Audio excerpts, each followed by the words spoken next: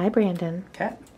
This is one of my favorite videos that we ever do because it shows all the innards. This is mine too, because I get to say a bunch of words and act like I know something. Oh, look at you, smarty butt. Okay, so what is this that I'm looking at? Well, this is was a Class 9.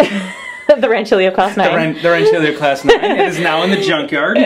So we have taken off the case. This is the back view of it. Yes. So we are on the back. So the front, all those buttons you're used to is up here. This is the easiest way to kind of see it right now, to open it up. So I wanted to get in there. So show me all the parts, the components first, and then maybe you can walk me through how the water path, like when you pull a shot, what happens. Cool. So basically this right here is your boiler, obviously. If you're used to seeing any type of home boiler, you'll see how much larger this is.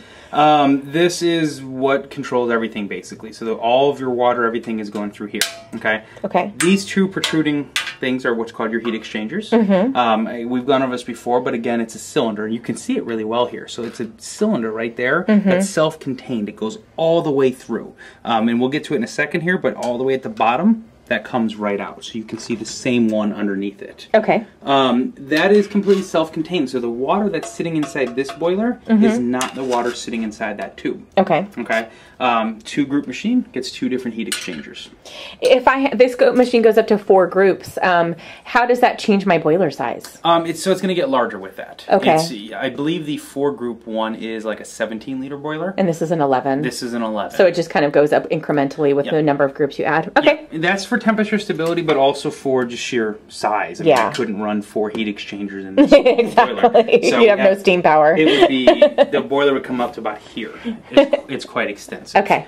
All the way through your boiler, basically, you have all these components that are coming through. So we already went through the heat exchanger. This coming off the heat exchanger is what sends water up to our group heads, which is how we make espresso. Okay. Okay.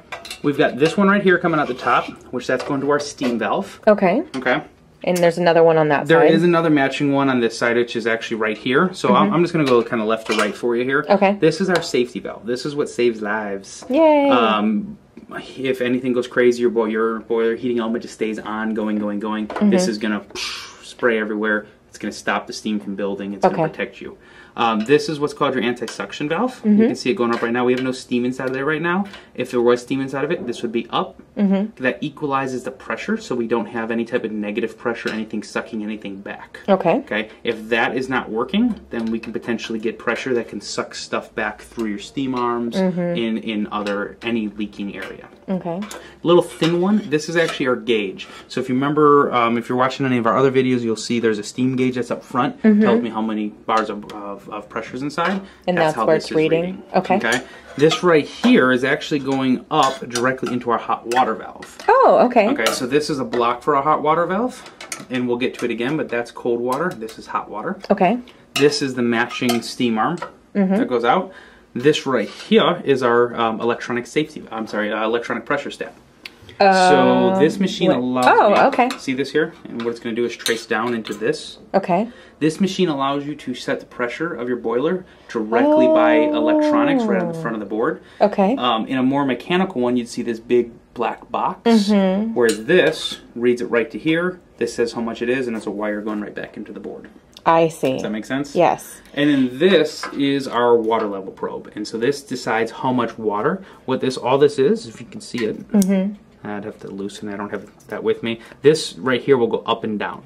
And so it's telling, it basically will engage the pump to put more water into the boiler? Yep. And what it looks like is basically this. So as it starts going down, if I want my water to there, I set it right to there. Then once it hits it, got it off. Okay. And then as we come out to the side of the boiler, we actually have 2 pieces that are just not being used. And one that's down here, which is actually, so if I want to get rid of all the water in my boiler, I can do that. And then here's my pump.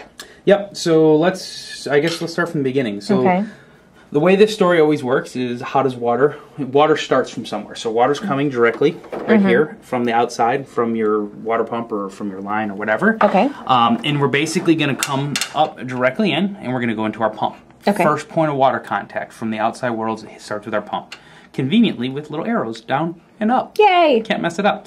The pump, this is the actual pump, and this is the motor right here. Okay. The motor actually spins the pump, so these two have to work in conjunction. All this basically is a big spinning valve, and it's going to be turning this inside of here, running water that way and on up. So, okay. Okay. If this gets seized up, you can, basically when you ever have a pump issue, it could be a pump, it could be a motor. It could be one of the two. Got it. So my water comes up in here, and then it's heading down this. And then it's going to head down here. No matter what machine you're on, this always goes to some form of water block that's going to distribute it. So you want to get down low for this one here. Or can I cut from the side? You sure can if you want to. Can you see me? Hello. Okay. So the main water is going to go into this block. I can't. And on this particular... Oh, there we go. Okay. On this particular machine, we actually split water 3 different ways. Okay, so, and it's kind of hard to see it right now. Let me see if I can get a little light back there for you.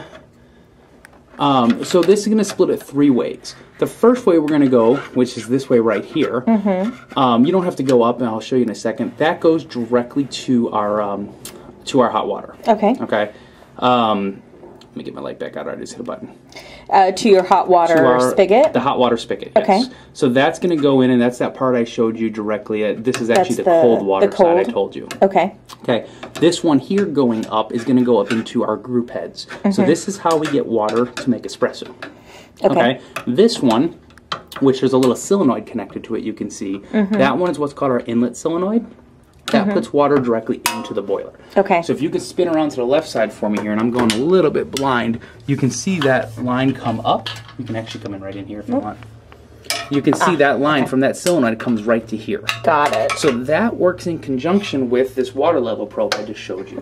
When the water level probe says I'm out of water, that little black box solenoid down there turns on and lets water directly into the boiler. Okay. So that's how water makes it in the boiler. That's its whole function. Got it. Okay. The second part we need to worry about is that one that was going up, which takes me up to here. This is into our heat exchange side. This is what's going to make espresso. Okay.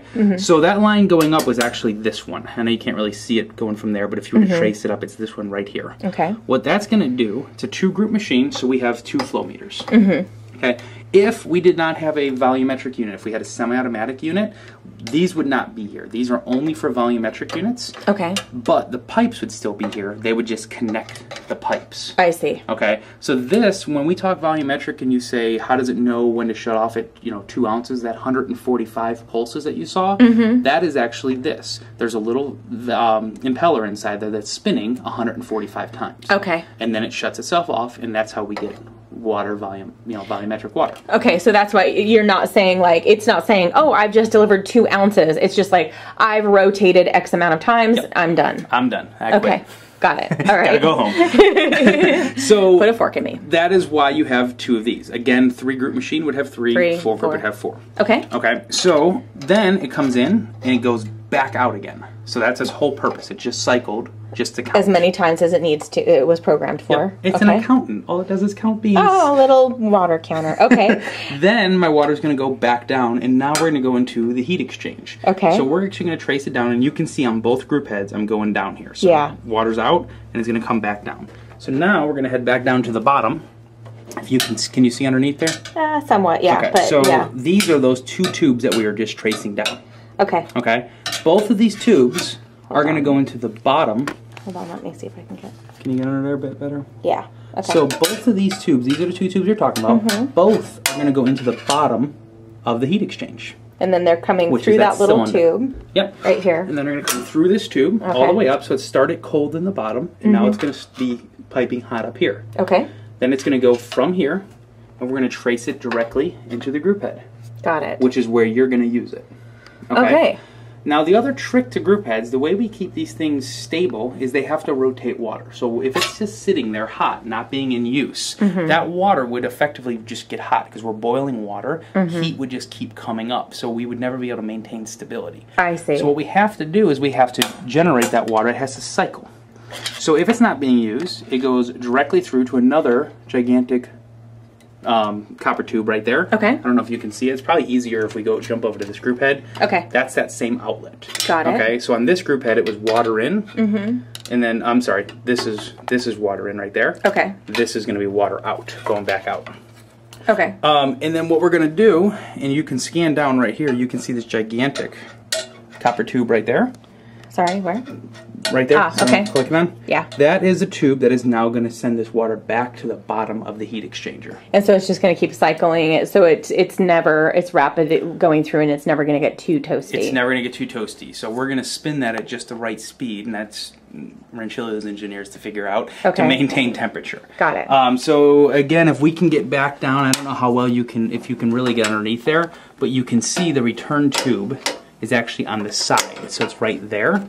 I could probably get him from right there. Can you see anything? Not really, No. but okay. So the return tube comes back in from that side. I see. And then it just mixes with any cold water. But now we can keep this constant flow going from the group head through your heat exchange so that none of the water gets too hot. Cool. Does that make sense? Sure does. Perfect. Awesome. All right. So, and then over here, I just have all my little magic electronic box where the brain of the machine is. That's your brain. Okay. This time the brain's on my side. Huh? Meow. And then over here is your main electronics, basically a bunch of relays and stuff like that.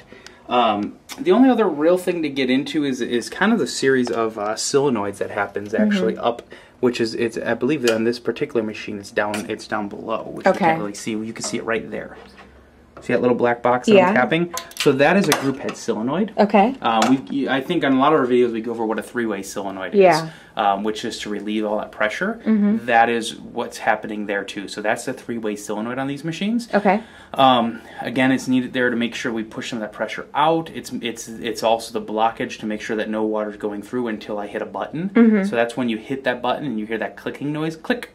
That's your three-way solenoid that's activating to let the water in, clicking again to turn itself back off. Okay, cool. Other than that, that's the machine. We've got steam arms up top up here, a whole mess of wires, electronics, and everything like that. But it just boils down to really the boiler. It boils down to the boiler, huh? It boils down to the boiler. Cool. You're so slick. All right. Thank you very much, Brandon. Thanks, Kat.